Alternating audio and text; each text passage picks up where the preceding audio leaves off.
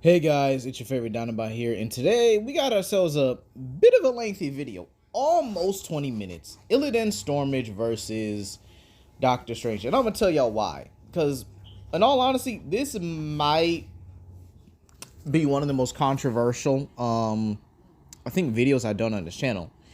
Doctor Strange, Doctor Stephen Strange, mind you, is the Sorcerer Supreme. Well, not anymore, but he's literally like the god of magic. So yeah, I think it's better update the god of magic. All right, the goat of magic. All right, you guys get what I mean? So this guy can cast just about any spell. He's got eldritch magic, regular magic, dark magic. He could do just about anything he wants. He could warp reality. He's actually frozen time. He can rip people's souls out, trap them on the astral plane, where he's pretty much dominant until, well, somebody tricks him into doing something otherwise. But you guys get it, right? So and he could actually invoke the power of gods that can actually one-shot Silver Surfer, gods that can actually give him the strength to beat down World War Hulk. As a matter of fact, when he invoked the power of Zom, right, this would actually give Zom some feats here, but again, you guys get the point. He was actually beating down and pretty much pulverizing the guts, of World War Hulk here. And the only way World War Hulk was able to beat him is when Strange actually gave up because he could not control the power. So, yeah. Fast forward to a couple, millennia later. He's able to fight against the Sorcerer Supreme Loki after attaining a piece of the World Tree and actually becoming the god of magic. This allowed him to pretty much clown on Sorcerer Supreme Loki. And at this point, these guys were, I believe, Hell Lord level. Now, Hell Lord level are characters that basically control, like, these... I think I had to put it as these, like, other realms, basically. These guys are in the categories of, like, Mephisto, Dormammu.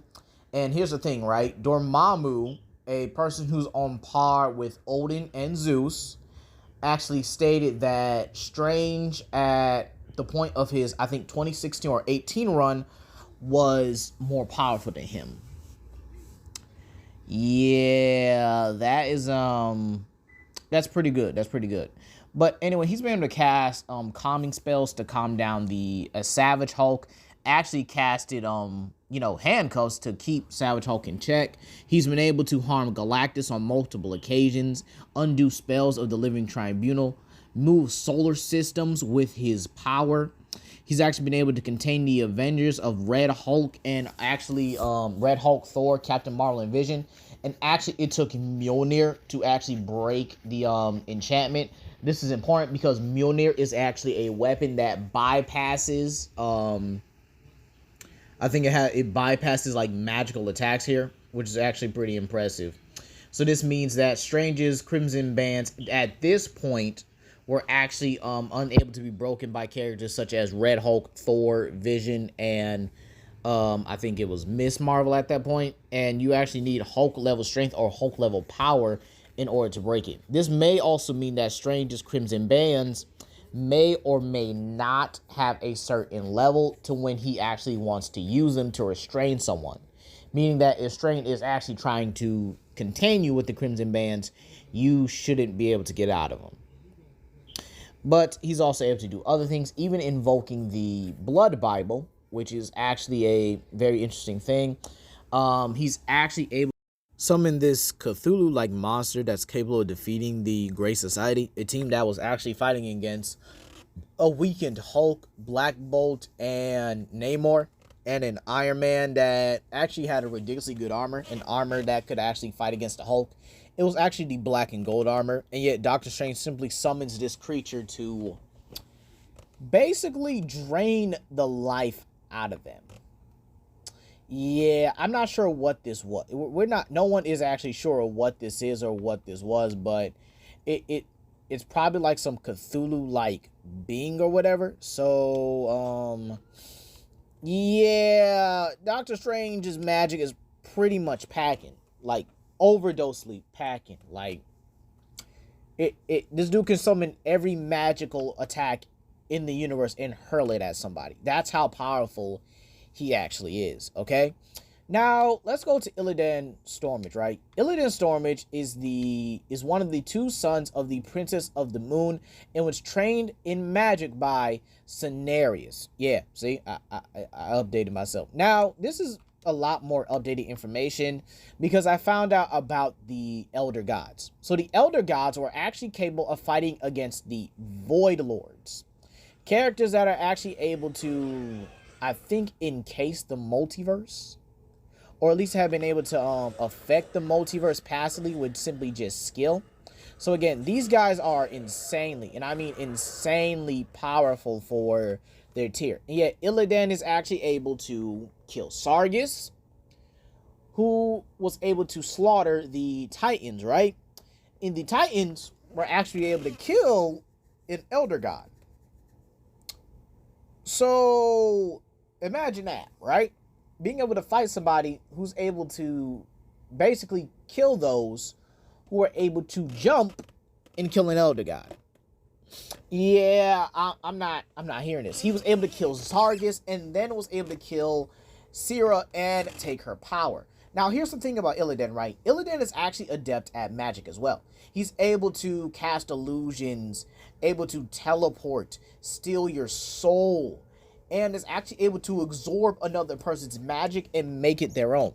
This is why I did the This is why the Ghost Rider versus Illidan video actually kind of hinged on if Illidan got some of the Spirit of Vengeance. He wouldn't take the entirety of the thing because I don't think he's that stupid, but I can definitely think he would take some of Ghost Rider's magic to amplify himself. So you guys are probably going to understand where this is going for the video, but there's also just a lot that goes into it. Okay, so Illidan's magic should be above his mages, right? And once his mages died, he went on to slaughter an entire horde sent by the Lich King. And this was before he got his demon powers. Now, Illidan as a demon, right, actually gains a lot of things, such as immortality and pretty much some of the best benefits of it. He's actually able to regenerate from beyond the void and come back. And like I said earlier, he's able to steal magic and apply it to himself. He actually stole Zera's light magic and was able to use her light magic against anyone he deemed as a threat. So again, Illidan is packing when it comes to magical capabilities. He also has reality warping, spatial distortion, stuff on that caliber. This dude is a genuine monster. He's able to also amplify, he's also able to use weapon construction as well, and he's able to use these weapons and actually combine them with his magic to deal devastating attack potency. Okay? So he's able to amplify his attack potency of his weapons with magic. And he's been able to destroy planets with his magic as well. The same as Doctor Strange, affecting characters that are on the same caliber as Void Lords, characters that can pretty much just destroy universes casually, in the same category as possibly, characters like Galactus in a sense. Okay? 616 Galactus, I mean. All right? Now, let's really get into why this video was so difficult for me to decide an actual winner. Because here's the thing, right? Strange is not physically as strong or as powerful as Illidan. He doesn't have peak human strength, by the way, but his strength level isn't on the same, caliber as characters like Hulk or Thor, unless he uses gods to amplify him, And I know in classic days he was able to fight against Dormammu, but again, I'm talking about updated versions now. He's incredibly durable. Yeah, it's kind of weird. He has like this weird level of strength, but then he's just not as he has a weird level of durability, but he's not as strong as he should, which is actually pretty common.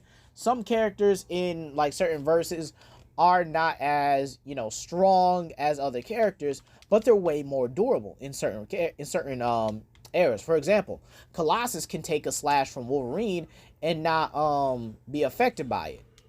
Meanwhile, you see Wolverine cut through the Thing and the Hulk. So some people just have outlandish durabilities for outlandish, portions. They just have like a durability level that's kind of higher in one regard than the other person. It's not uncommon to this isn't uncommon in any form of fiction here, okay? But the crazy thing is, Illidan is stronger than Doctor Strange. He's going to be able to physically overpower Doctor Strange. But then again, Doctor Strange has other defensive measures. He has shields that can withstand supernovas. Shields that can withstand attacks from the Infinity Gauntlet. Shields that can withstand attacks from Dormammu amped with the power cosmic. Ooh, excuse me. Had a booger. So, yeah, Strange is obviously powerful enough to take attacks from Illidan. But not, when Illidan gets his hands on him, it's pretty much a wrap. Now, in terms of hexes, let's cover that later. In terms of speed, I'd say these two are about equal. I do think Illidan has definitely better raw speed and better combat speed because he's a much more trained warrior than Strange could ever hope to be. Okay, I definitely have to say that he's better than Strange when it comes to an all-out hand-to-hand fight because he's just a much better and much trained warrior. He was trained to, fight since he was a baby, trained in magic since he was a child. But again, Strange is the GOAT. I definitely have to say Strange is the GOAT when it comes to magical abilities and magical hexes because that's honestly just how it's always been. He's always been that kind of character. He's always been able to outdo other characters that have more experience than him. Sometimes, unless he gets caught in an unpredictable situation, like when Magic was able to trap him in limbo. So when Magic actually did was she trapped our boy here in limbo, and he could not, for the life of him, he couldn't get out of it. He was, our boy was done. Yeah, that's all he wrote. He couldn't do anything. He couldn't get out of anything. He was just trapped in that situation, So you have a character that can beat just about anybody in terms of magical combat, but he cannot. But if he's caught lacking, he's done. So in all honesty, this is why this match was very, very hard to consider and make. It was very hard to really give a winner here, because if Illidan catches Strange lacking in any way during this entire fight, Strange is a goner. But if Strange can keep his distance, he has a very high chance of winning the fight. High diff, because Strange actually has a lot more magical versatility at hand. Now, sure, some things aren't going to work, because if Strange actually does something like astral projection, Illidan's going to absorb him. I really feel like that's actually going to happen. Illidan is going to absorb him on the astral plane, gain his magic and abilities, and then be able to do him just as good as Strange can. And Strange will probably be done because he doesn't really have his astral form anymore. He doesn't really have his soul in any regard here. But Strange has a lot more magic. He has this eldritch magic. He has a magic that can move, and throw around solar systems. This dude has magic that's capable of outdoing the Living Tribunal's magic and actually surprised him. Has magic that can affect, characters like Zom, who was actually, that caused Eternity and Dormammu to stop beefing for a good minute. Okay? Strange has all that. But again, Illidan is physically more capable than him and can actually amplify his magical abilities to actually damage Strange here. So in all honesty, it is more or less like if Illidan absorbs a magical spell from Strange, he is going to get more powerful because it seems that magical abilities, which are pretty common in World of Warcraft and which is pretty much one of the few things that's I have to say always in World of Warcraft in general, seems to be Illidan's main absorption. You know, it's Illidan's bread and butter to absorb your magic, take his magic for himself, and yeah, it's GG after that. And then if he uses zero magic on top of it, like light magic or again eldritch magic, it's very possible eldritch magic may not even be something Illidan is unaware of and might be able to use it himself. If not, use it way better than Strange. So again, it is a high possibility that this eldritch magic could he could wind up taking Strange's eldritch magic if Strange does use it. If not, he wouldn't know how to counter it because the elves in World of Warcraft lore do know eldritch magic. So in all honesty, it's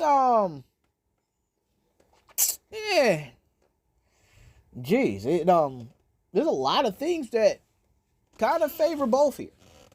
One has more magical capabilities than the other, or one simply has well, barely anything to offer the other person. You know, it's not uncommon. But if Strange can keep his distance and start hitting him with just about every magic spell he can, he is going to wind up winning the fight.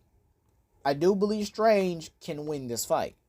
But then again, you have the sheer fact that, you know, Illidan here can simply close that distance much quicker than some of Strange's spell casting.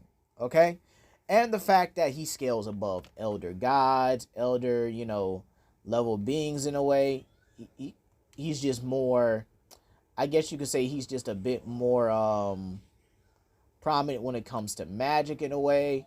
So in all honesty, yeah, it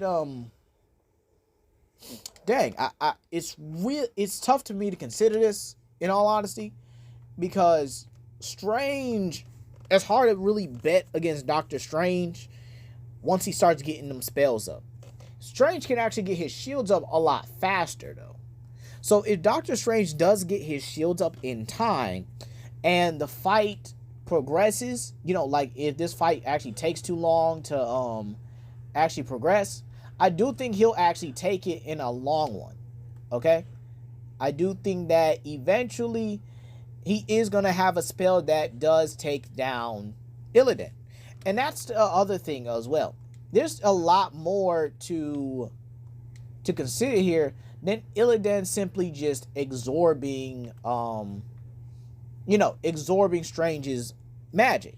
You know, Doctor Strange has a lot of magical spells and a lot of magical abilities, and it's also possible he has an anti-absorption spell as well. I mean, this dude has powerful magic that can affect Galactus. Galactus is a known energy absorber. Like, a very well-known energy absorber. Like, the dude has some good and, honest to God, overpowered absorption abilities. Okay? But then again, if he uses it's very possible Strange is going to use Eldritch magic during this fight, because it is a very big possibility. So in all honesty, if I had to consider it, I would say if Strange uses Eldritch magic or any type of soul type of attacks, he's done for. But if he sticks to other attacks, he can win this. But if Illidan is able to get a hold of his magic and then use it, Strange is a goner. And then if Illidan touches him, it's pretty much over. So in all honesty, I'm going to have to let y'all decide, because I can consider this a 50-50 match here. If I even had to give it the first win, yeah, I would probably give it to Illidan, or maybe even, you know, Doctor Strange high diff. That's why it's hard for me to consider. But anyway, please comment down below, like, and subscribe and share with your friends. This is Legendary Grimlock, and I'll see you guys later. Peace.